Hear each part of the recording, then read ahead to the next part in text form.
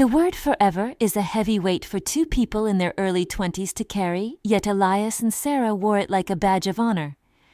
When they first met, the world seemed vast and pliable, a piece of clay they could mold together into whatever shape they desired. They weren't looking for wealth or status, they were simply looking for a witness to their lives. Their bond was forged in the quiet corners of a city that didn't yet know their names. It was a time of raw ambition and even rawer vulnerability. They made a pact one evening in an old rain-soaked park, the kind of place where the grass is perpetually damp and the benches are peeling, under the shelter of a skeletal oak tree.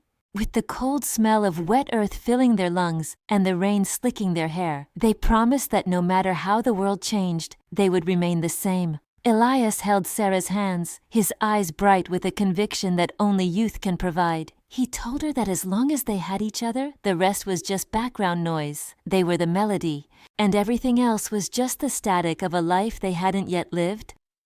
It was a beautiful, dangerous promise, built on the fragile assumption that time is a river that flows but never erodes the banks. Their first few years together were defined by a beautiful sort of struggle. They lived in a cramped apartment where the heating hummed like an angry beehive and the windows rattled with every passing truck.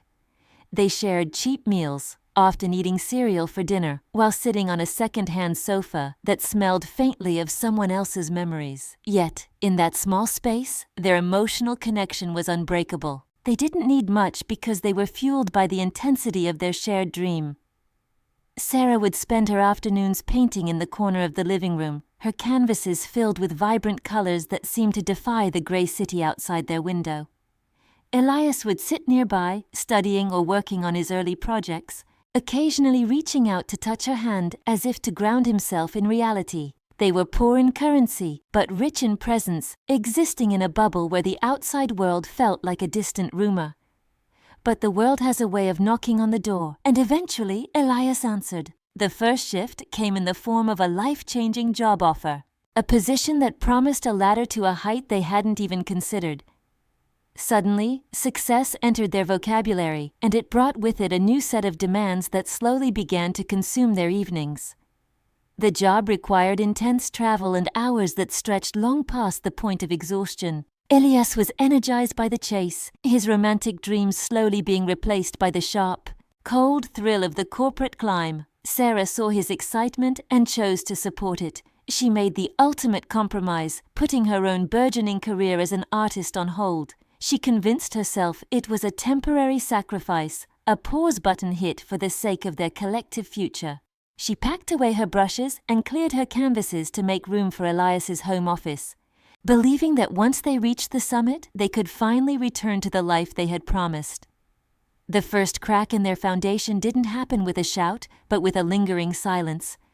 It was their 5th anniversary, a milestone they had once talked about with reverence. Sarah had prepared a small celebration, a callback to their early days of shared cereal and cheap wine.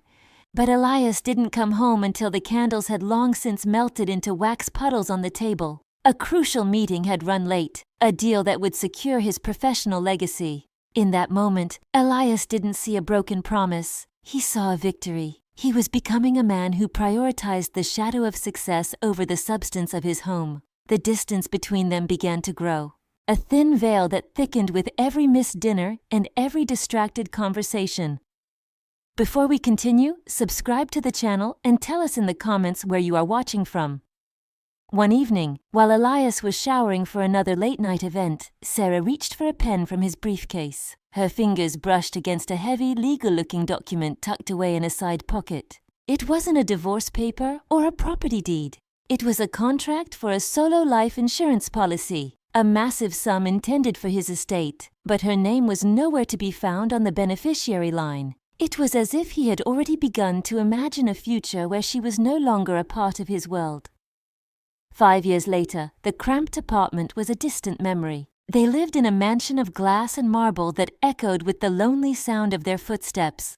This grand architecture of success had created a cavernous silence that no expensive decor could fill. The house was a monument to Elias's ambition, but to Sarah, it felt like a mausoleum for the love they had shared under that skeletal oak tree. They were surrounded by everything they once dreamed of, yet they were emotionally starving in the midst of extreme plenty. Their daily interactions were now choreographed movements in a phantom relationship.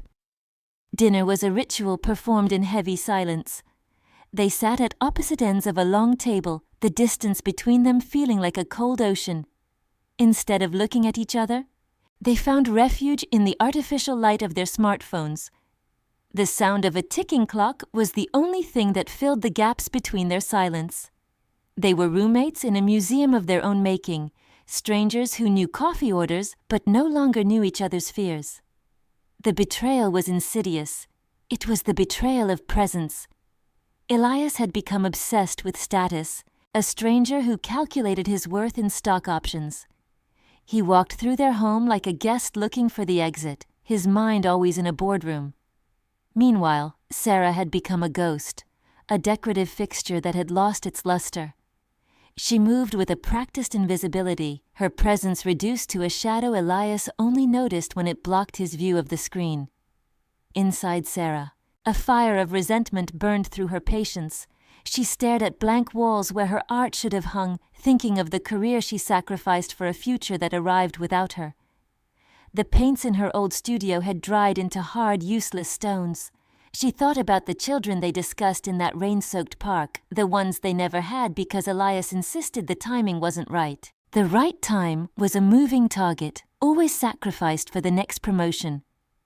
By waiting for the perfect life, she had allowed her actual life to wither away. Elias tried to buy her happiness with an expensive trip to a coastal resort. He thought a private beach would fix the cracks, but the vacation was a magnifying glass for their dysfunction. Sitting on a balcony overlooking turquoise water, they found they had nothing to say. The atmosphere was suffocatingly shallow. The ocean breeze was refreshing, but it couldn't blow away the stagnant weight of their shared history. They talked about the weather, avoiding the fact that they no longer knew who the person sitting across from them was. The trip was a hollow gesture, a gilded bandage on an infected wound. The catalyst for chaos came suddenly. A financial crisis or a sudden health scare stripped Elias of his professional armor. For the first time in a decade, he was just a man, vulnerable and afraid, looking for his anchor. He reached out for Sarah in the middle of the storm, expecting to find the same self-sacrificing woman he had left behind in the dust of his climb to the top. He needed her to be the mirror that reflected his importance, but the glass had already shattered. As he looked for comfort, he found only a calm clarity. Sarah didn't offer the reassurance he craved. She looked at him not with anger, but with a terrifyingly peaceful indifference. Instead, she reached into her bag and pulled out keys to a small studio apartment. She revealed she had been moving her things out in small increments for months. While he was busy building his empire, she had been building her escape. She had signed the lease, reclaiming the artist she used to be. The silence in her new studio was a choice, not a cage. She was already halfway out the door before he even realized she was gone. Elias stared at the keys in Sarah's hand as if they were a foreign language he couldn't decipher. The air in the marble foyer felt thin, stripped of its prestige. The explosion didn't start with a scream, but with a low, vibrating tremor in Elias's voice. He demanded to know how she could throw away forever, how she could abandon the man who had built this kingdom for them.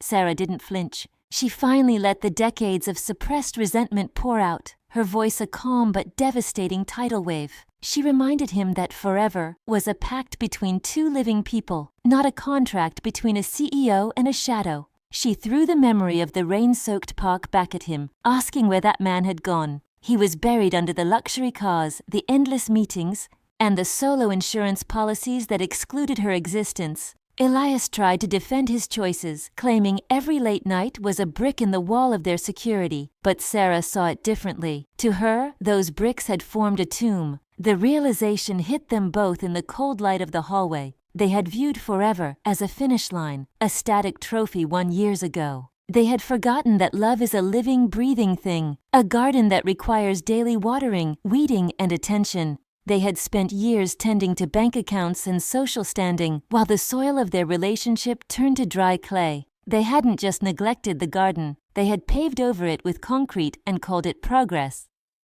Elias collapsed into a chair. his professional armor completely shattered. He begged for a second chance, promising to sell the house, to quit the board, to go back to the beginning where things were simple. He looked at her with the desperate eyes of the boy she had once loved, but the woman standing before him wasn't that girl anymore. Sarah shook her head slowly, a single tear tracing a path through her iron resolve. She explained that you cannot rebuild a cathedral when the foundation has turned to dust. The trust wasn't just broken, it had evaporated into the sterile air of their mansion. The person he wanted to save was a version of Sarah that no longer existed, a version he had helped kill with his persistent absence and his calculated silence. The departure was devoid of cinematic drama. There were no more shouts or shattered vases. Sarah simply picked up her small suitcase, packed with her paints, her brushes, and her regained dignity, and walked toward the massive oak door. Elias watched her, paralyzed by the weight of his own hollow success. The sound of the lock turning was the loudest noise he had ever heard. It was a heavy, definitive click that signaled the end of a decade. As the door shut, the mansion transitioned from a home into a museum of things that didn't matter. Miles away, the old park where they once made their vow sat in the shadows of the city. The skeletal oak tree was still there, but it was overgrown with parasitic ivy, its bark scarred by neglect. The bench where they sat was rotting, the wood soft under the weight of the rain. It mirrored the state of their love, a beautiful idea that had been left out in the elements for too long. The promise was still there, etched into the atmosphere like a ghost, but the people who made it had moved on. 6 months later, the world looked different. Sarah sat in her small studio, the air smelling of linseed oil. Her hands were stained with charcoal, her heart no longer heavy with the expectation of being seen by someone who wasn't looking. She wasn't happy in the way the movies describe, but she was real. Elias, too, had changed. He lived in a smaller apartment and spent his weekends walking in the park, finally learning to exist without an audience. They were both solitary, but they were no longer ghosts. They had learned the hardest lesson: forever isn't a destination you reach, it only exists in the present moment. Once you start living for a future that never arrives, you lose everything you have now.